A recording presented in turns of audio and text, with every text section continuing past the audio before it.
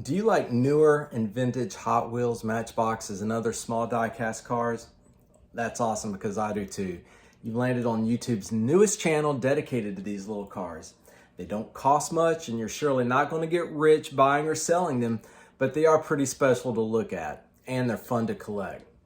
They have cool colors and designs to match all different types of personalities. There are a lot of details that go into them to either make them really true to life, stuff like this, that's very true to life, or really cool super fantasy cars like this one I just picked up today. So what we do on this channel is explore these little cars, looking at them in new ways and with a new appreciation. I'll share my top 3 features about each one and I'll grade it on uniqueness, presentation, overall nostalgia, ultimately coming up with an overall TIM score, much in the same spirit of the greatest of all time, Doug DeMuro. So you may recall that recently I was reunited with my childhood car collection comprised of over 300 cars. They had been packed up for most of my adult life and then lost in long-term storage for well over 20 years. And so now that I've gotten over the initial wave of excitement about that overall collection, I'm going through the collection piece by piece, sharing the good, the bad, and the ugly about these little dudes. So come along on this journey with me. Don't forget to hit that like button and the subscribe button. So with that, let's go ahead and get started with my first 2, white Ferrari Testarossa and the chrome Ferrari Testarossa. So check out this all-white Ferrari Testarossa from Hot Wheels, released in 1987. This was one of the 8 cars that I had preserved in a special sock when I had packed them up as a teenager so that they wouldn't get messed up in our moves. And this was voted the #1 favorite out of the group. It's number 1897. It's part of the Speed Fleet series from Hot Wheels of that year. And though I was a teenager by the time this model came out, I really loved and appreciated it for sure. Its strong lines, the hidden headlights, and everything about the car just embodied what was awesome about the big 80s. My favorite features on this, of course, are the all-white color. It goes all around, even on the bottom. The plastic red grille and the tail light bar that goes across the back, and of course the two-tone red interior. You can see the seats are both red and white. That's a pretty cool big 80s feature. So let's go ahead and give it some grades, ultimately building an overall TIM score. Let's start with uniqueness. So when I'm talking uniqueness, I'm talking about things like its potential collectability, its perceived rarity, its age, any licensing tie-ins, meaning is it a special limited edition featuring a particular brand, a movie, or a TV show, or anything else from pop culture. And so with this Ferrari, this model had a whopping 48 variations produced across 11 years from 1987 to 1998. What makes this particular one special is that this is the second iteration of the car. It came out in 1987, right behind the all-black version. I was a little surprised to see that this car goes for $35 new in packaging, new in the package online, and then about $10 used. So I'm giving it a score of 7 for uniqueness. So next, let's talk about how well the car is presented. Things like attention to detail. Does it have rubber wheels? Do the doors open? Any kind of special features or attachments? Or is it like a blob on 4 wheels?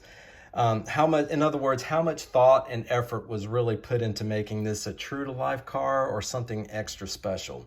And so with this Ferrari, some of my perspectives on this are that, it has a metal body and it has a metal bottom. I appreciate the painted bottom as well. It complements the overall whiteout of the model. It has windshield wipers that are engraved into the plastic there. It also has 2-tone seats, which is a nice touch. That's a nice attention to detail. One of my favorite features, of course, like I shared, is that red grille and the red taillight bar. It's very simple, straightforward. There's not a lot of fuss. I'm going to give it a presentation value of 7. So next, let's talk about the nostalgia factor. This is my fun score. This is where I throw the rules out the window and score it based on how much I personally like it. Things that drive this score are the nostalgia that it evokes for me personally. It may not check all the boxes from a collectability or workmanship perspective, but I appreciate the intent of it. Or it may be a car that's not my cup of tea, but again, I appreciate what it's meant to be. So with this, I appreciate the all-white paint job on this, the wheels from the Speed Fleet series. It screams Miami Vice and big 80s excess, and I love it.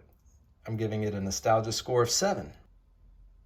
And so grades of 7, 7, and 7 result in a TIM score of 7. This car is not overdone, it hits just right. So while we are on the topic of Ferrari Testarossas, let's go ahead and hit our other Ferrari in the collection. This is the Chrome Ferrari Testarossa 20th Anniversary Edition.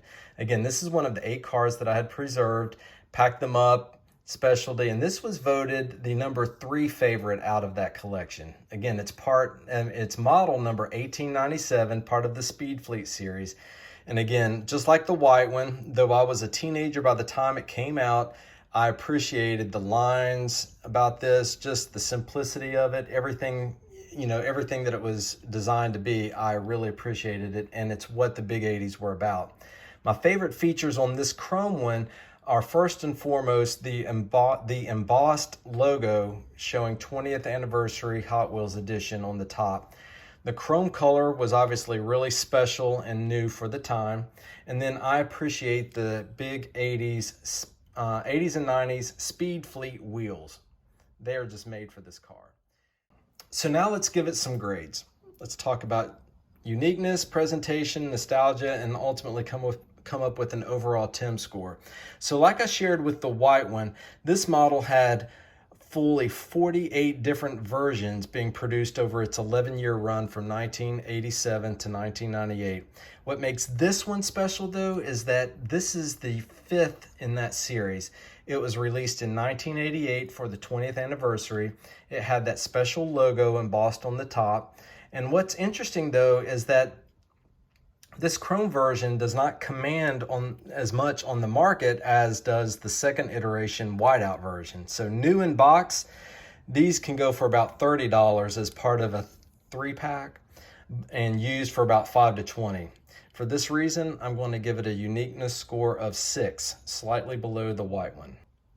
Next, let's talk about presentation.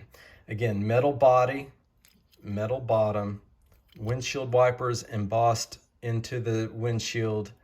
You also have things like the red grille, the red tail light bar across the top, the two-tone seats. The chrome embossed on the top is a very nice feature. Even though it's cool and embossed on top, the chrome color, I still like the whiteout a little bit better. I'm still giving it a presentation score of 7 though.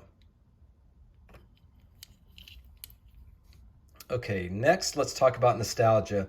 So taking a fresh look at the Ferraris and comparing this to its second iteration cousin in white, I initially thought this embossed chrome version would outshine its brother, but you know, it feels a little forced and thus loses some of the passion with me on it. So I'm going to give it a nostalgia score of 7. Scores of 6, 7, and 6 result in a TIM score of 6.3. Though this is an early iteration, it feels a little gimmicky. Thanks for watching.